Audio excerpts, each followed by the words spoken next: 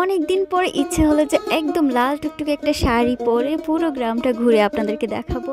আসসালামু আলাইকুম, সবাই কেমন আছেন? আশা করছি সবাই খুব ভালো আছেন। তো আমাকে একদম গ্রামের মেয়েদের মতো লাগতেছে, তাই তো আমাদের গ্রামটা আপনাদেরকে কখনো দেখানো হয়নি, তো আমি ভাবলাম যে আজকে আমি আপনাদেরকে পুরো গ্রামটা সুন্দর করে ঘুরে ঘুরে দেখাবো। আর এই লাল শাড়িটা পরার কারণ হলো আমাদের বাড়ির একটু সামনেই অনেক সুন্দর সরিষা ক্ষেত হয়েছে, আর ওখানে গিয়ে আমি কিছু ছবি তুলবো। আপনারা দেখতে পাচ্ছেন যে চারিপাশে কিন্তু শুধু ধান ক্ষেত আর ধান ক্ষেত, কিন্তু দেখতে কিন্তু অনেক সুন্দর। আপনারা জানেন যে গ্রাম পছন্দ করে না এমন মানুষ খুব কমই আছে।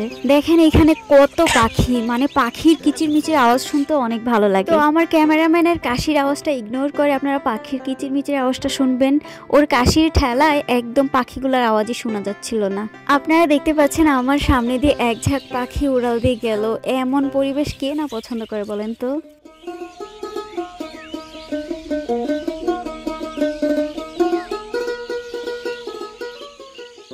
আমার পেছনে আপনারা দেখতে পাচ্ছিলেন একটা পুকুর, আর এই যে এখানেও একটা পুকুর। তো আমি পুকুর পাড়ে চলে এসেছি, আর এখানে আপনারা দেখতে পাচ্ছেন কি সুন্দর সবজি বোনা হয়েছে, লাল শাক আর মূলার শাক। আপনারা যারা শহরে থাকেন তারা কিন্তু কোনো টাটকা খাবারই খেতে পারেন না, কারণ সবকিছুর মধ্যেই ভেজাল, সবকিছুর মধ্যেই ফরমালিন। আর দেখেন গ্রামের মানুষেরা কত সুন্দর সবজি আবাদ করে নিজেরাই খায়। এর জন্য আসলে শহরের মানুষদের অনেক রোগবালাই অনেক কিছু দেখা দেয়, কিন্তু দেখেন গ্রামের মানুষরা অনেক দিন বেঁচে থাকে।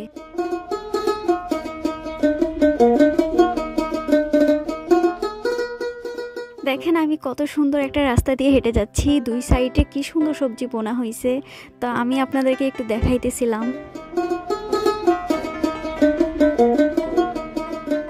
সত্যি বলতে আমার গ্রাম খুব ভালো লাগে। আর আপনারা দেখতে পাচ্ছেন এখানে কি সুন্দরভাবে সারি সারি ভাবে ধানগুলি কেটে কেটে রাখা হয়েছে। ধানের একটা আটি নিয়ে চলে যাবো নাকি ভাবতেছিলাম, এরপর ভাবলাম যে না ভাই, মানুষের কষ্টের জিনিস রেখে যাই।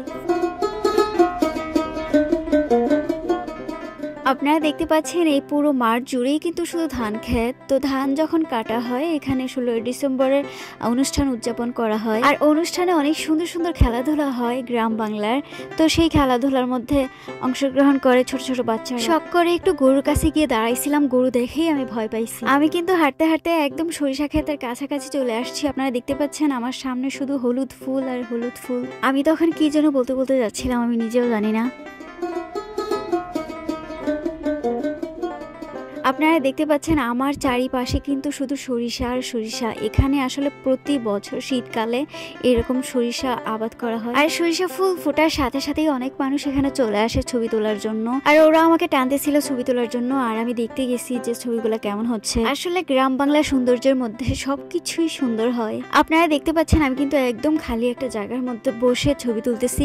অনেকেই আছে যে সরিষা ক্ষেত নষ্ট করে, মানুষের এত কষ্টের ফসলগুলো নষ্ট করে, কিন্তু আপনারা এরকম করবেন না। যদি ছবি তুলেন একপাশে বসেও ছবি তোলা যায়। এখন আপনারা দেখতে পাচ্ছেন যে আমার ভাবি আমাকে কিছু সুন্দর সুন্দর ছবি তুলে দিচ্ছিল। তো আমার এই গ্রামীণ পরিবেশের ভিডিওটা আপনাদের কাছে কেমন লাগলো অবশ্যই কমেন্ট করে জানাবেন, আর আমার এই প্রাকৃতিক সৌন্দর্যের মধ্যে ছবিগুলো যদি দেখতে চান তাও কমেন্ট করে জানাবেন। আল্লাহ হাফেজ।